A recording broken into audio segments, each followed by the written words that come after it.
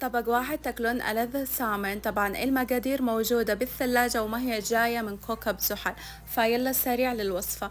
أول شي عندي عصرة ليمونة، طبعا لازم نصفي وأضيف عليها زيت زيتون ورشة ملح، أضيف عليها بابريكا وبودرة بصل وثوم وبهارات إيطالية، وملعقة صغيرة شبت طبعا أقطعه مفروم صغير، وفصين ثوم مفرومين. كذا صار الصوص جاهز. وبصينية الفرن أضيف بصل مقطع شرايح وبطاطس مقطع رفيع وعليه زيت زيتون، وهنا قطعت السامن شرايح رفيعة. بين كل شريحة وشريحة أضيف طماطم كريزية. طبعا أضيف الصوص على الوجه وأغطيه بالقسطير وبالفرن من تحت وبعدين من فوق، وعلشان يكون متحمر معكم الخمس دقايق الأخيرة شيلوا القسطير. كذا تستمتعون بألذ وجبة، طبعا تعتبر لذيذة وأكيد أكيد صحية.